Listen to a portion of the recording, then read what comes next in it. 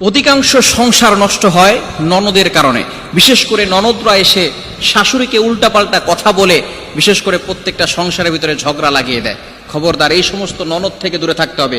কিছু ননদ আছে তারা এমন ভাবে জল্লাদের মতো কাজবাজ করে, যারা অন্য জায়গা থেকে যে একটা মেয়ে আসছে তার ভাইয়ের বউ হিসেবে সেই বউকে পাত্তাই দিতে চায় না। মা বাবাকে উল্টাপাল্টা কথা বলে ভাইয়ের সাথে সম্পর্ক ছিন্ন করে দেয়, তার ভাবির সাথে সম্পর্ক ছিন্ন করে দেয়। এই ধরনের ননদ থেকে সাবধান। বিশেষ করে বোন, আপনাকে বলি, আপনি যে সংসারে গিয়েছেন সেই সংসার নিয়ে আপনি ভাবেন, আপনি অন্যের সংসারে কেন নাক গলাতে আসেন?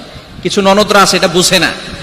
আপনাকে সবসময় খেয়াল রাখতে হবে, বাবা বাড়ির কথা শ্বশুর বাড়িকে বলা যাবে না, আর শ্বশুর বাড়ির কথা বাবার বাসায় বলা যাবে না। বুদ্ধিমতী যে সমস্ত নারীরা আছে তারা বাবার বাড়ির কথা শ্বশুর বাড়ি বলে না, আর শ্বশুর বাড়ির কথা বাবার বাড়ি বলে না। কেননা বাবার বাড়ির কোনো কথা যদি শ্বশুর বাড়িতে বলা হয়, যখন ঝগড়া লাগবে তখন কিন্তু তাদের ননদরা কিন্তু খোঁটা দিয়ে বলবে, তোমার ভাইয়ের সাথে তো তোমার সম্পর্ক ভালো নাই, তুমি তোমার ভাবির সাথে সম্পর্ক করে থাকতে পারো নাই।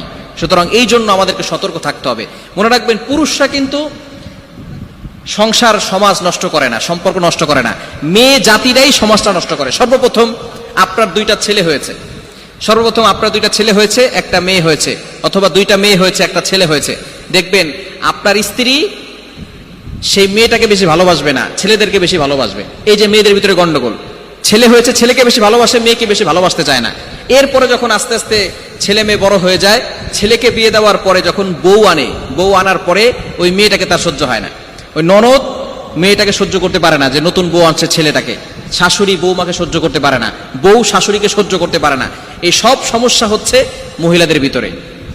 মেয়েরা মেয়েদেরকে দেখতে পারে না, যার কারণে সমস্যাটাই বেশি হয়। এই জন্য আমরা সবসময় চেষ্টা করব, মেয়ের কাছে প্রত্যেকটা মাই ভালো হয়, কিন্তু আপনাকে চেষ্টা করতে হবে বউয়ের কাছে শাশুড়িকে ভালো হওয়ার। আপনি যদি আদর্শ শাশুড়ি হতে পারেন তাহলেই আপনি আদর্শ ভালো মানুষ হতে পারবেন। আপনি যদি আদর্শ বউ হতে পারেন তাহলেই আপনি আদর্শ মান একজন মানুষ হতে পারবেন। এজন্য অবশ্যই ভালো সম্পর্কের সাথে সবাই ভালো থাকে, কিন্তু খারাপ সম্পর্কের সাথে কেউ কিন্তু ভালো থাকতে পারে না।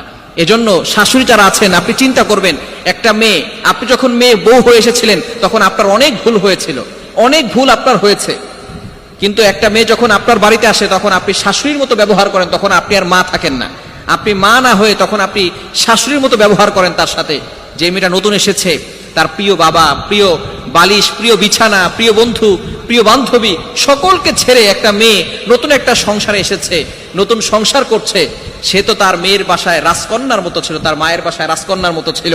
তার মা তাকে কখনো রান্না বান্না করতে দেয় নাই, তার মা তাকে সবসময় রান্না বান্না করে খাওয়াই দিছে। সেই মেয়েটা আপনার কাছে এসে অনেক কাজ করলো, অনেক ভালো ভালো ব্যবহার করলো, আপনাকে আম্মু আম্মু বলে ডাকলো। আপনার মা ডাক শুনতে 10 মাস পেটে সন্তানকে রাখতে হয়েছে, এরপরে সন্তানকে লালন পালন করেছেন আরো 1 বছর, বড় হওয়ার পরে তারপরে আম্মু আম্মু বলেছে। কিন্তু এই মেয়েটা আসার পরে আপনাকে আম্মু আম্মু বলে ডাকে, মা মা বলে ডাকে, কিন্তু আপনি তো সেই মা হিসেবে তার দায়িত্ব পালন করেন নাই। আপনি সব সময় তার পিছনে লেগেছেন যে তার ভুল কোথায় আছে। ওত পেতে শ্বশুর শাশুড়িরা বসে থাকে, বিশেষ করে শাশুড়িরা ওত পেতে বসে থাকে কখন এই মেয়েটা একটা ভুল কাজ করবে। এই ভুল করলেই সন্তানের সাথে গন্ডগোল লাগিয়ে দেয়। এজন্য খবরদার, আপনি আদর্শ শাশুড়ি হন, আদর্শ বউ হন। এই ধরনের ফিতনা থেকে আমাদেরকে দূরে সরে আসতে হবে। আল্লাহ তাআলা আমাদের সকলকে এগুলো বুঝার তৌফিক দান করেন। প্রত্যেক